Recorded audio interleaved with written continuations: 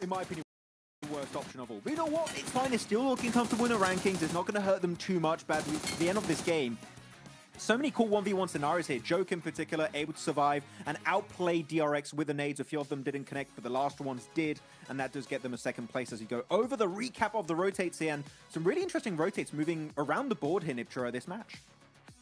Yeah, I really want to... Wait. Yeah, I really want to look at Mad Bulls in particular, because you can just see how south they actually go and how split they actually were as well. They had some really pretty big splits for the area that we were in, so I really liked seeing that as well, because I mean, I just love splits so much. I know a lot of teams don't play that way, but splits to me is just so controlling. You can do so much with them as well, and you can see that there, like even splitting across the other side of the river just to get as much control as possible, then moving on up, just playing it super slow, Max. I loved this from them. Yeah, I love that rotation in particular from Mad Bulls. They see the circle going east of the river, which was a hard shift for a majority of this lobby. It's like, well, we can just avoid the big meat grind on the western side where DRX currently are on the minimap, and they just get easy access into ThunderTalk's compound. They snatch it away in that 4v2 and just, again, showcase perfect control in the field on the rest of this PMGC Gauntlet lobby. So very well executed. And there's a 20-point bomb here, Hot Jukes. Coming out from the Mad Bulls. They were looking good after their win yesterday. And here they're going to solidify their position in that top 7.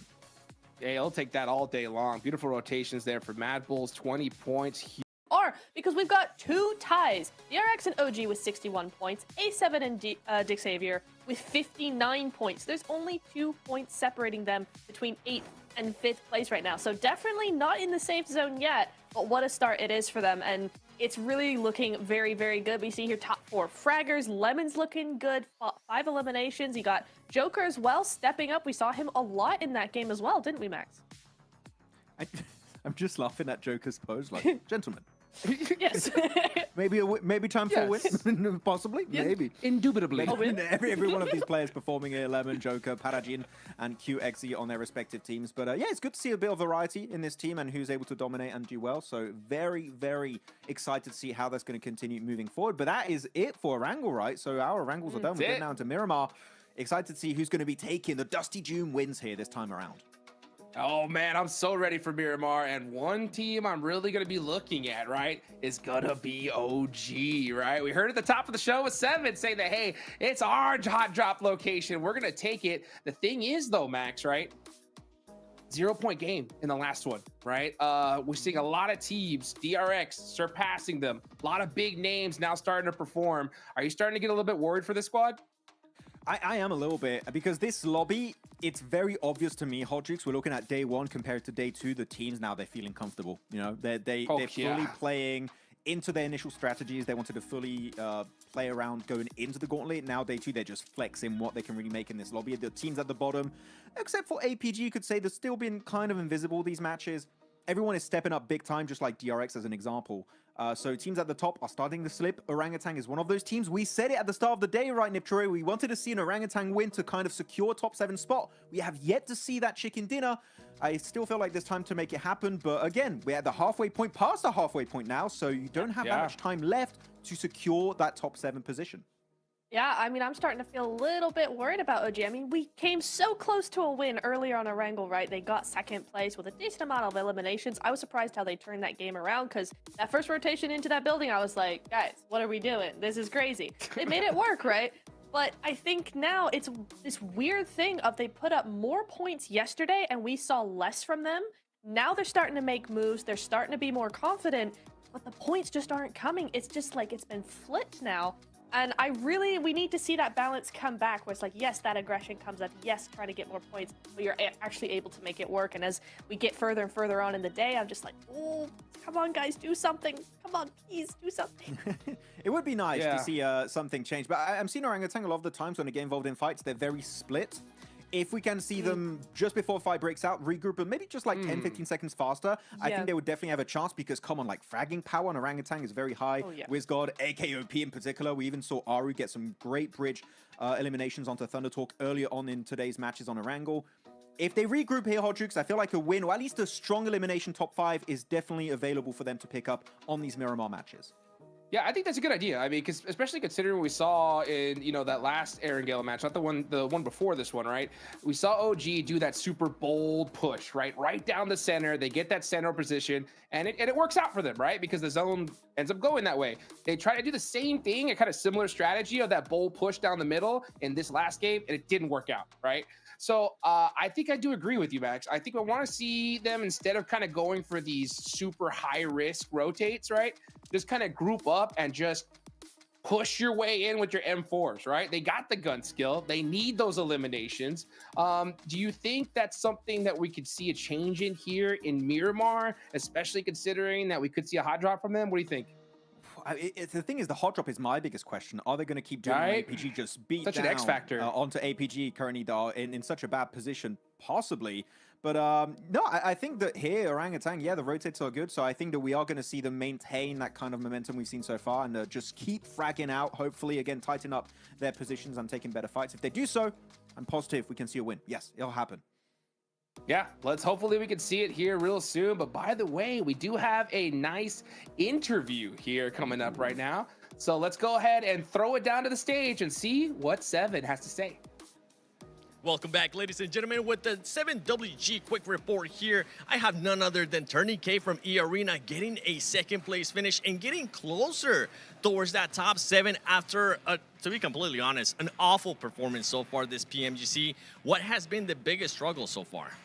ก็เมื่อวานเล่นออกมาได้ไม่ดีสำหรับเมื่อวานคิดว่าอะไรคือปัญหาที่ใหญ่ที่สุดสำหรับตัวทีม E Arena ก็น่าจะเพราะว่ากดดันกันครับส่วนตัวคิดว่ากดดันกันทุกคนครับก็เลยเล่นออกมาได้ไม่ดีครับ He said probably because everyone's feeling the pressure so it made them play not so good for the first day. That's fair. That's completely fair. I'm hoping that that's going to be changing here coming up because you guys are going into Miramar. Yesterday, 12th place finish, 11th place finish. You ended up only getting 1 elimination. What are you adjusting for Miramar? ก็เมื่อวานมิรามาเล่นออกมาได้ไม่ดีได้แค่1-2 แต้มก็คิดว่าจะแก้ไงสำหรับมิรามาวันนี้วันนี้ก็น่าจะเล่นสไตล์ที่ตัวเองถนัดครับเพราะว่าเราเสียเมืองก็เลยเล่นยากนิดนึงก็น่าจะเล่นตามหลายเครื่องครับ So they're gonna play in the style that they're used to because it's a bit hard because they lost their city. So San Martin, they could not get that city. So they had to make a change. But today they're just gonna try to be themselves and play according to what they can play. Okay, does that mean that there might be a chance of a hot drop? คิดว่ามีโอกาสที่จะลงทับไหม ก็ถ้าคะแนนเราเข้ารอบเราไม่มีปัญหาก็น่าจะเอาเมืองคืนครับ He said if the points are looking good, he will probably go back to get his city. Okay, well, I mean, you're currently 17 points away from being into that top 7, so points are starting to look good, but play it safe. Back to you guys.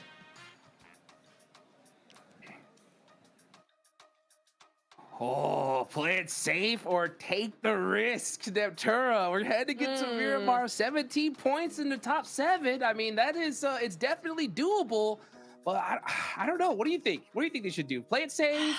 You go for it? What do you think? I see both ways, right? Because hot drop sometimes is the way to get your mojo back. You come in hot, you get the points, you've got the momentum at the beginning of the game, you're feeling on top of the world, ready to roll. However, wasn't it yesterday the time for all that? Now past the halfway point is a little bit late for that kind of talk. I'm not sure. It is doable, but it's just so risky. I don't know. I could see both sides, but I don't like look, it. You're looking at E Arena. They're currently in 13th position. They've got, what is that, 42 points total. When you're not comfortable in a ranking, sorry, hot drops does not make sense. It is not. No way. It's not. Do you really think you're going to go from 13th position up to top 7 with like 4 eliminations? Sorry, that barely does a dent in what the points you need. Okay. Mm-hmm. But the momentum. The what if you die? What if you go out? What momentum? Your momentum is go back to the lobby, play DPS. No. If you get 4 elims, then you get the momentum. But it is insanely risky. I don't know that I'd do it personally. But what if you lose a player? There you go. Counter to that. What if you lose a player, then you're like, you're not going to get the win. I don't know. It's a tactic, but is it a good one? I don't know. I'm just saying. I don't like it. No. Yeah, I don't love it either. No, I would have to fully disagree. Oh man, he's flexing. Oh, hey, let's go. Them guns They in should game be. and out of game. Look at that. Yeah, literally. Yeah, you know what? It's so crazy. You're right. You know, if you get that successful hot drop, yeah, it is just, you're so hyped, right? But honestly, at this stage, yeah, you lose one player, it's like utter devastation at this point, right? Because the thing is, Max, is that these squads that are winning, they're not just, it's not just getting handed to them, right? They're putting up some serious eliminations, big numbers. So any squad at this point, right, with a good chicken dinner, I mean, you got GS, they're sitting in 11th place with 51 points. That's only like an 8-point difference from that 7th place spot. So if they get it right here, they're going to rocket launch themselves up, Max. So yeah, it's super risky at this point. Hey, anyone, Hot Jukes, in the leaderboards can still reach top 7. Ian Geek currently last place, 21 points. They have a horrendous Gauntlet stage. And yet, there's still hope that with a win, they can close that gap and actually be in a position where they can try and contest a top 7 slot away. It could still technically happen. Are you hungry enough to go the entire way, though? Do you have what it takes to try and be not only good enough to get a win, but then follow up with consistent points to then play catch up and get in top 7 and reach the grand finals? That's the big question mark here. As of right now, I'm doubtful if that's going to be happening for some of these squads, because I don't feel like I've seen that spark of like potential Neptura, right, for them to leave these bottom ranks. But maybe a hot drop would, as you said, maybe that's going to give them a bit more momentum and confidence, but I still feel like that's not the right path for these guys. It's a desperate play. I'm going to give you that 100%. I don't love it. There is some thought behind it, but is it the best thoughts? Maybe not. I don't know. I think the other thing is that if you are that low on the leaderboards, you know, it's such a struggle not only to come back from doing really badly and, you know, teams just taking you out left, right, and center, nothing is working, to suddenly going to the opposite way and going, actually, we're making it work every time, we're being very consistent, we're getting all these points. Like, that climb in your mentality from nothing is working to everything is working is so hard to do for any team. But if you're at the bottom of the leaderboard, yes, it's possible, but is that mountain of just trying to flip that mentality just too much? Yeah, that's a big question here. You know, one team that is on that second half of the leaderboard, because that's what I'm looking at right now, because this is where things are really starting to get interesting. You know, it's got to be Regnum Karya, right? I mean, I think we definitely saw a flash in the pan for them today, right? I mean, they had 19 points going into today. Now they have 39. So they put up 20, but they're still 20 points away from 7th place here, Max, man. We know what the squad can do. They're going into Miramar. What do you think their chances are of making it into top 7 by the end of the day with 2 more matches left to go? Not happening. And the main reason why I'm saying that is because Rondo was their best map, right? They got most of their points on Rondo at the start of today, getting that 2nd place up against Thundertalk and Ulf with high elimination count. And after that, nothing. Literally nothing of value stood out to me regarding Regnum Karya. And we know what these guys can do. They're one of the best teams in the world, and yet nothing of value has been showcased today. So I would love to see Miramar be a good game for them, Hodrix, but unfortunately, if I go on past performances, Miramar is not really a map that stands out to me as like the Regnum Karya map. It used to be Erangel. Erangle's done. You got 2 Miramars back to back. I don't think they're going to be top 7. If they're going to get there, it will be tomorrow. That's my guess. Yeah, well, let's see if it's going to be tomorrow or now. Tomorrow's going to be absolutely crazy. So these next 2 matches are so crucial. 7 spots left to go. Who's going to go and grab them? Let's find out as we take it on over to John Allen. Enjoy.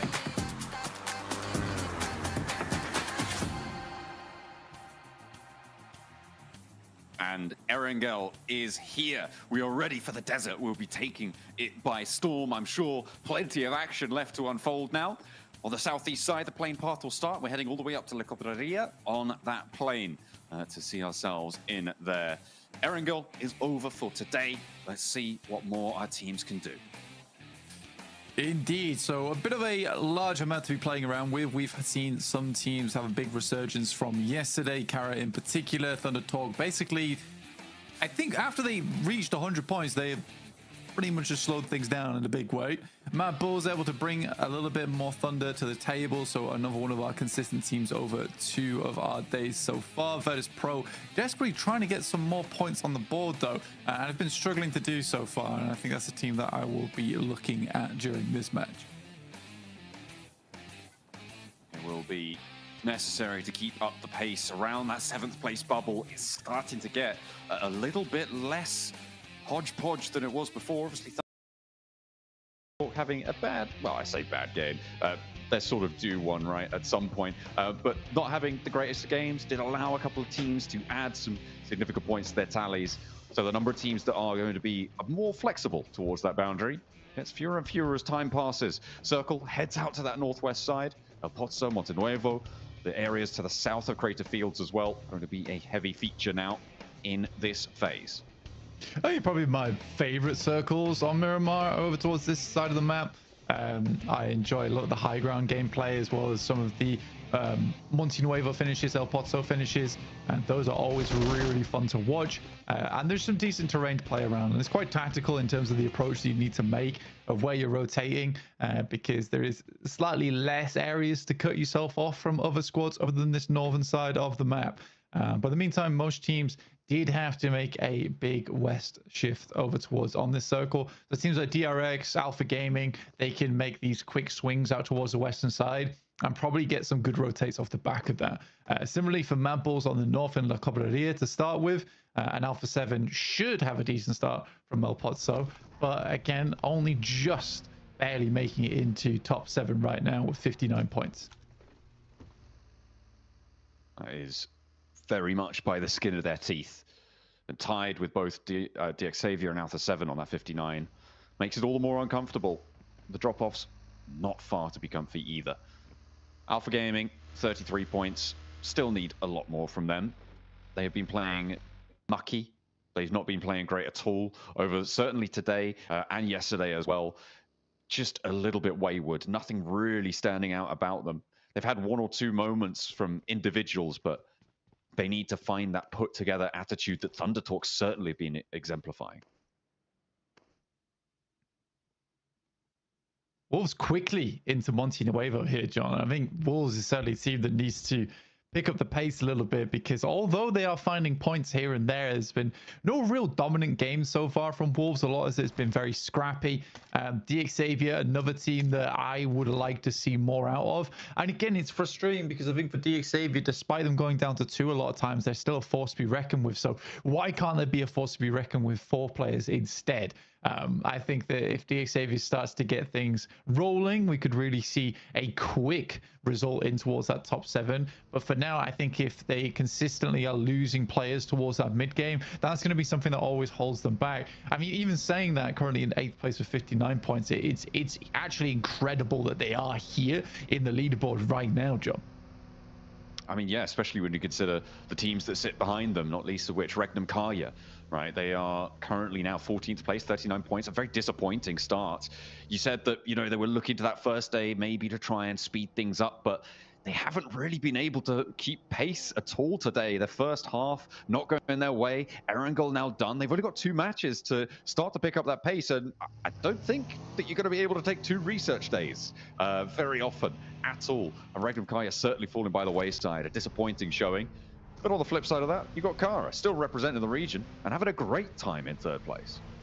Yeah, much better stuff from them. I mean, Ulf's also trying to get in towards that top 7 at 45 points. It's a little bit more of a journey for them. Again, I think the desk has talked about this at length about how Wolf, you know, really aren't displaying that same caliber of gameplay that we saw from their region in particular.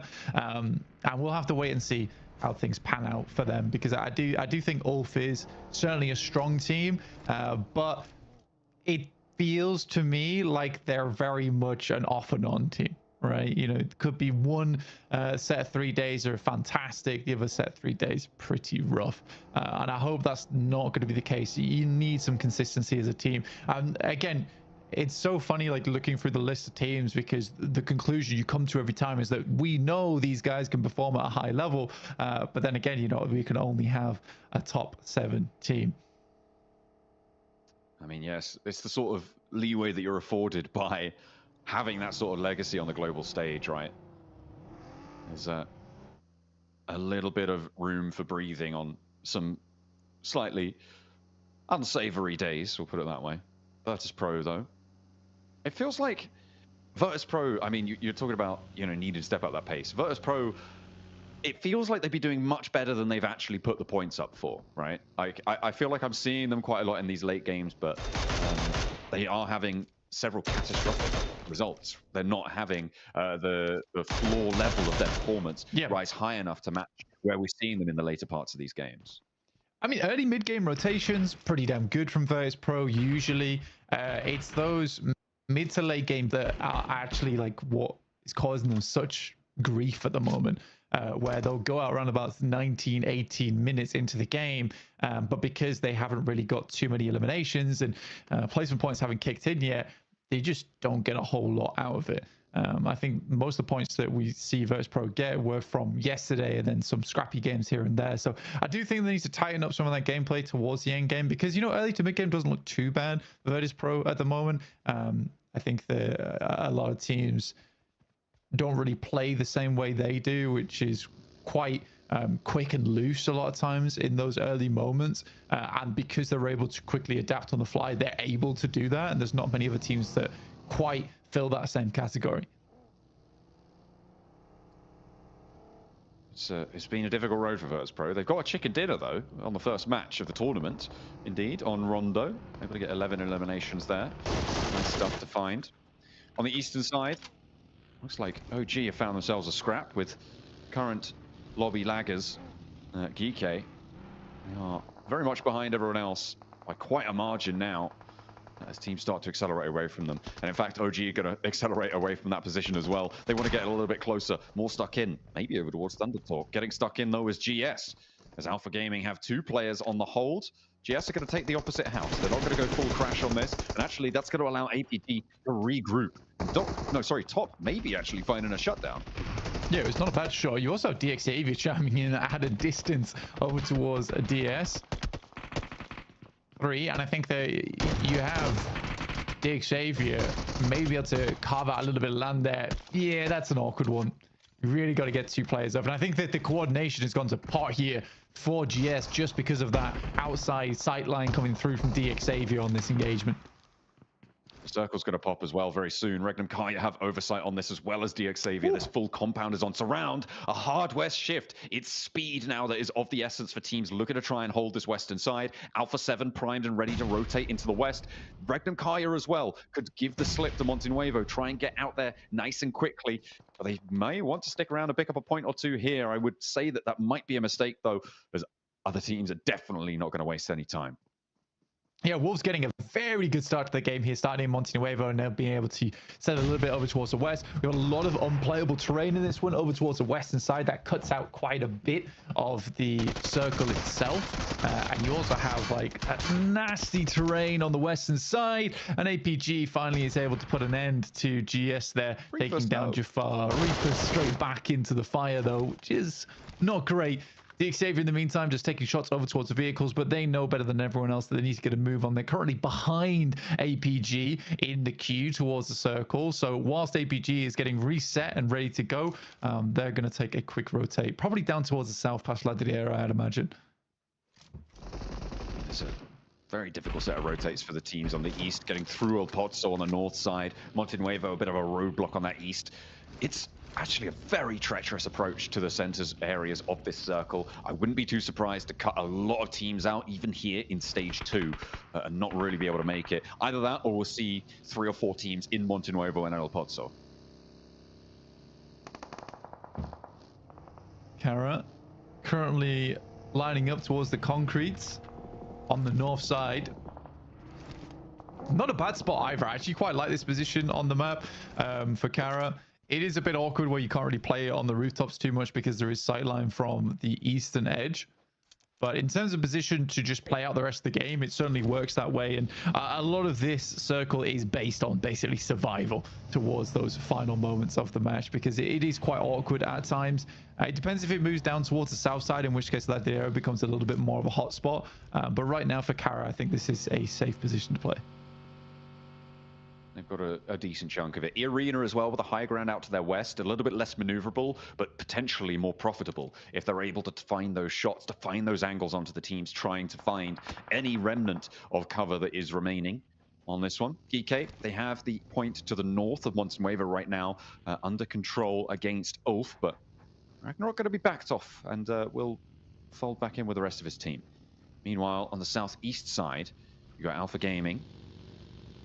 with OG approaching. A big split again for Alpha Gaming. They are not close to one another. Oh, a little bit of a trouble on the road there. But they do manage to extricate themselves from one another, keeping themselves nice and tidy on it. A big, whoa, hang on a minute. He's all the way up the top there. I was wondering, he dropped off there, but no, he's climbed all the way up. And now Aragon sat on his mighty perch. Gonna take shots down. Yeah, I mean, wow, you got up there and now you're immediately leaving. Okay, interesting. Wasn't worth it to him, apparently.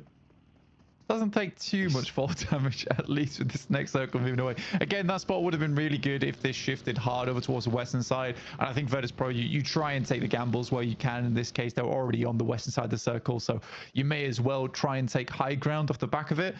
In the meantime, Circle moves a little bit more comfortably towards the center here. There is really awkward ground over towards the western side of Regnum Kaya, which is dead center, by the way, which is very, very open. But I think the Regnum Kaya could get some decent results off the back of this game. I also like where the Xavier is currently playing on the high ground just on La Driera, watching as teams rotate in from that southeast edge. Yeah, it's going to be a real roadblock on that south side. You're right. It's going to force teams like OG, like Alpha Gaming to go through a city, which is already starting to get pretty packed, or try and go over a ridgeline out in the open. Ulf have spotted a player from R8. Eren able to find that shot, find that shutdown. R8, one by one almost, are leaving their buildings here. They flexed the player out now to try and combat on this high ground, but it's just not really too many easy positions to try and take against it. The arena, they've descended from the mountaintops and then now up to the Mad Bulls to try and slow them down. Lemon under a lot of pressure here. The team sallies forth to go for the rescue. Kara chiming in too, and they're getting lit up for the arena. Yeah, Arena backed off that position, and Mad Bulls will take the advantage on that one. Nades have to keep pouring through from Arena to keep Mad Bulls at bay, but there are shots from up on high. That's from the Wolves already, finding good value off of this position. Kara did send out one outpost towards the Longhouse on their south side, and because this fight is taking place, they might be able to get the rest of the team towards there, which is a little bit more central, a little bit more playable for them as well, as opposed to those concretes on the northwest. And there's about 5 teams in these cracks and crenellations right now on the rocky outcrops here, trying to survive like insects in the desert sun, scuttling from one bit of shade to the next, seeing if they can weather the onslaught from Kara, from Regnum Kaya, if they get a look at as well. The Wolves up top a little bit less worried, but still in danger. Circle will appear in 20 seconds. We'll know just where we're going. Who's going to have that advantage? North, south? Is it going to go out to the really horrible western part of this circle? We'll have to wait and see. You see here, there's this valley that cuts through the center of the circle. It's just really awkward to play. All finding one on the side of the map here. That's over towards R8, I believe. Enough engagement for R8, really stuck down the hillside here, and slowly but surely more and more damage pours through, and R8 will be going down. Ulf will live this one out, but still lose one player in the process. That's all the way on the northeast side of the map, so they still got to cut through many teams here. But yeah, this circle being so central does cut a lot of teams out right now. OG able to find a position just underneath La Driera in the Longhouse, which should keep them safe for a while. I mean, leaving there is going to be slightly difficult as they push over towards Thunder Talk's position. But because it's so messy on this side of the map, OG might be able to find themselves a little position or a little route to get through.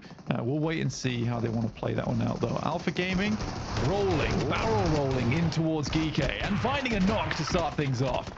That was stylish. Okay. Looking for more as well. There's no re-knock found so far, but Yol and Top try to go in. Nah, it's under guard, under lock and key. You're not getting past them. Nerzed will be safe for now, but Reefus had more success on his angle, on his approach. APG down to just one player now. It is just Reefus alive for them on the roll-up. And will be able to get a house all to himself, and DK actually surviving as 3 here. Looking for the heals to come on through. Excellent work to hold that one down. Nerzed thought he was gonna, but no, he had a savior. Ragnarok, though, wants to try and force his team to save another person as he charges in on his own. Yeah, it's just another curious crash with really no setup whatsoever other than the barrel roll, I suppose you could call it. And I think APG is just trying to win out these fights. It's a lot of ego challenges. from Alpha Gaming.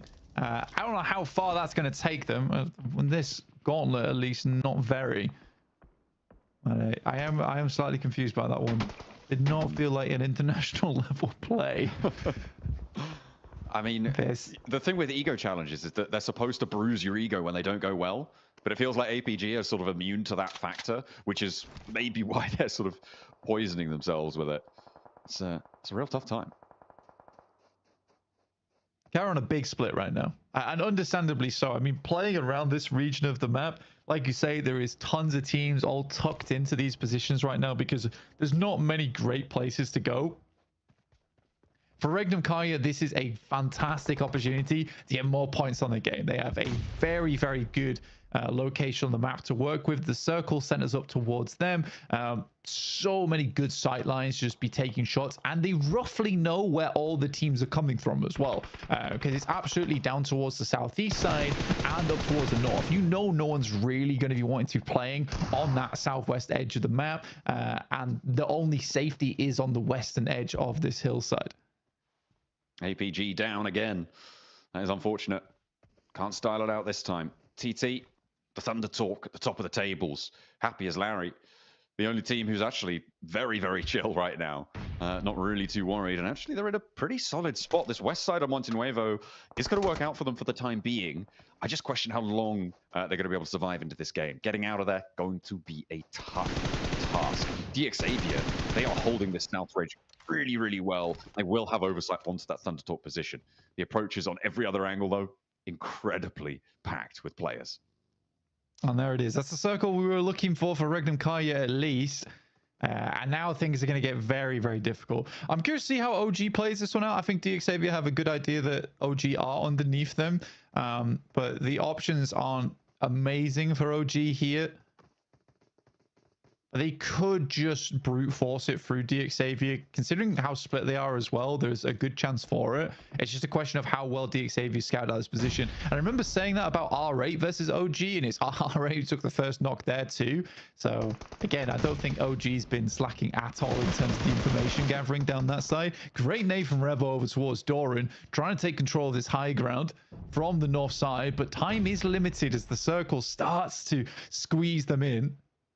Only 3 players alive, 4 Wolves, and that's going to leave Baton without a sight line up the top. It's really on to Highorst to try and stop Alpha 7 going up, and it looks like that is going to work. They're worried. They may be too worried about it. Push-up could have been successful, but in the meantime, Ulfa crashing in. There's about 8 teams up here blanking in the mountains. Regnum Kaya are going to be overlooking at them all. They're going to have shots at maybe a few of them. Scarface has to hit the deck behind his vehicle there.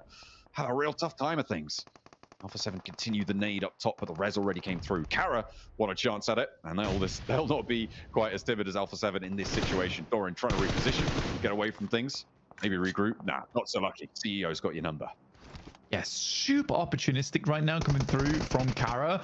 This is a great moment to make this push over towards the top side. They waited for a team to start taking shots and split the attention of Wolves. And then when Wolves were looking both ways, that's when Kara looks to cross. Very, very good stuff from them. Now sending nades down the hill. Marso's also got an outpost towards the front side of things. This has been very, very calculated so far from Kara. Super clean from them. In the meantime, OG attempting to brute force it basically through DXavier, but struggling slightly on that side of things. And time is only running out for them down the southeast side of the map. I mean, DXavier are going to have to move as well. And the teams on the north, not as necessary for them to try and shunt on in, but it is so prickly on this northern edge. So many teams, as I said before, like desert insects scuttling around this hilltop. Having a really rough time of it. Survival, the name of the game. With 13 teams remaining, I mean, we're getting in towards the sort of zones that you expect a lot fewer teams to be in existence here. OG are making their ascent, though, against DXavier, trying to find an opening. Shot. That's what they were looking for from Lambor. He will fall down. AKOP able to land that shot, tag it on. A Tanky moving up as well, but the Blue Zone's putting pressure on. They're playing around these smokes quite well. Farajin has to be backed off the angle, and AKOP doing a lot of work. Heavy lifting coming on him, but his teammates have fallen around him, and it is going to be so much harder now to make this ascent. Fortunately, the reses need to come through for DXavier. DXavier, and they're allowing him to move on the backline. AT steps in, and that will be the end of OG. Into the Valley of Death they ride, and they will be shut down because of it, but not before extracting their pound of flesh from DXavier.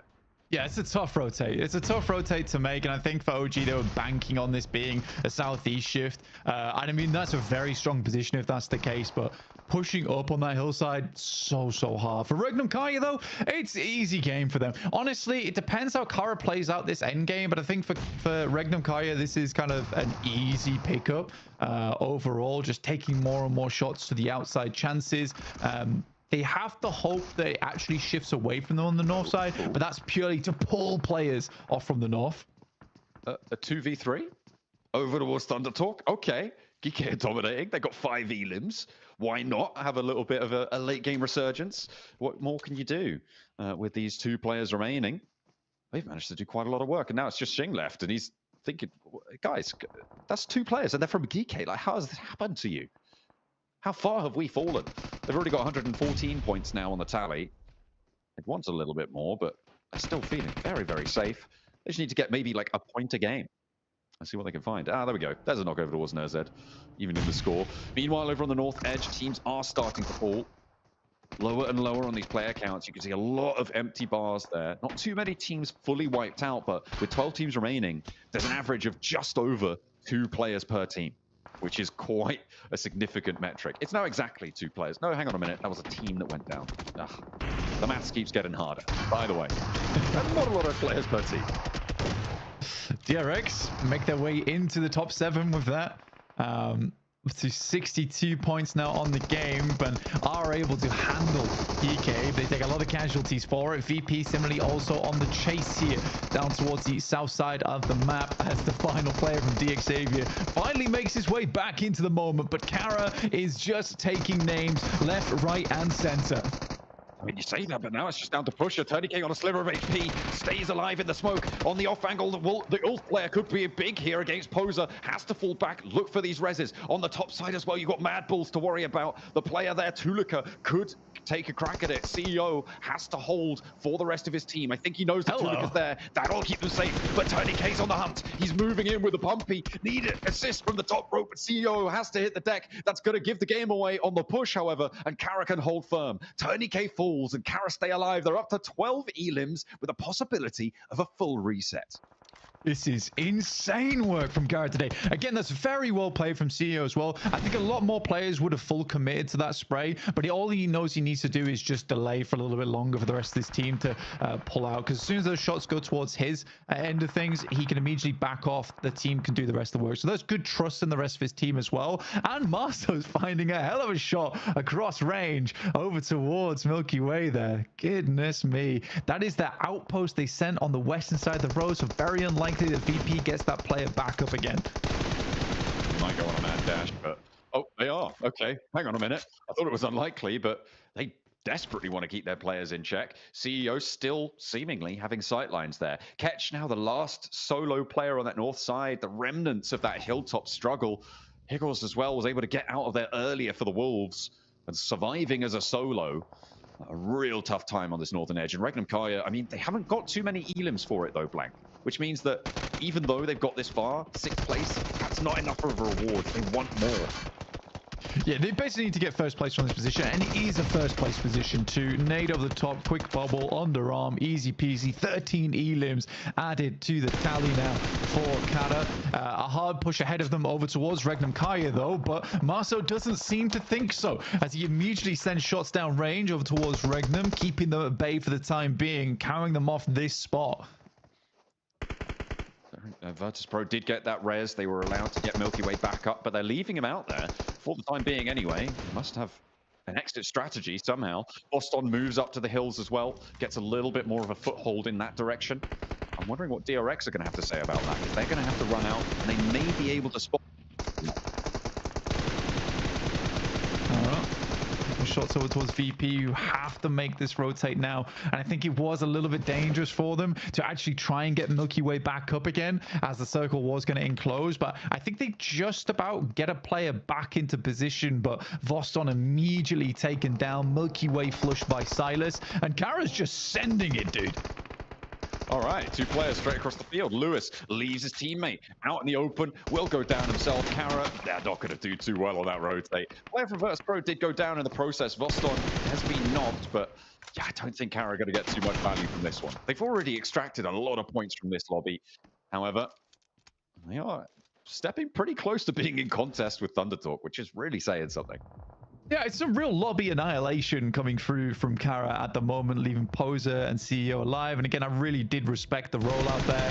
It's a very hard one to pull off, but if they're able to take down the 2 players, I think they pretty sure are inside of that shack. And then they take a formidable location that can maybe challenge up against Regnum Kaya. So it's a risk that realistically they have to take here if they want to go for the chicken dinner, which is, I like that. The fact that they're thinking towards the chicken dinner is amazing. That nade is disgustingly on target from Zed Wolf, and now there were 3. Kara 7 nades in pocket, 2 players up the top. Virtus Pro have 7. Regnum Kai have a lot of smokes, but maybe a little bit thinner on the nades.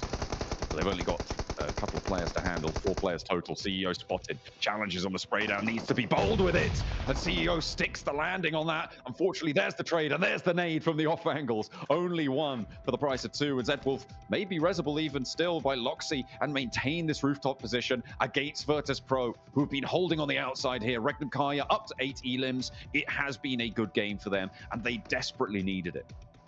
Yeah, they got a ton of smokes as well, but not too many nades to make this work. But realistically, playing in the shack, Regnum Kaya they can wait until zone 9. They just want to wait until this one really pulls Virtus Pro out of this shack, and then they can just play off the back of there with the smokes included. So this should be a Regnum Kaya win. They got a couple of eliminations off the back of it, and it does put them back in contest for top 7 after this one.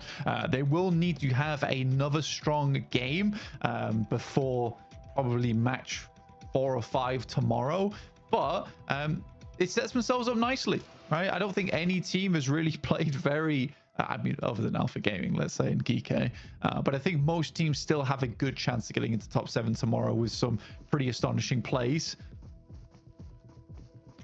Yeah, it is still an open door for quite a few teams. Regnum Kaya may be just about squeaking in by the skin of their teeth here, but Virtus Pro, they're close to the bubble too.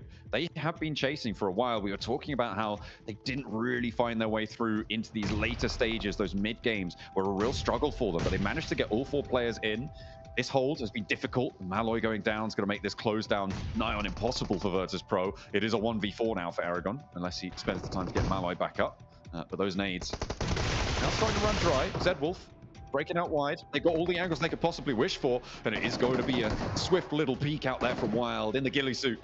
The desert camo working wonders, and Regnum Kaya closed down a 10 elimination chicken dinner, 20 points on the match. A great way to move towards the end of day 2 here of the Gauntlet.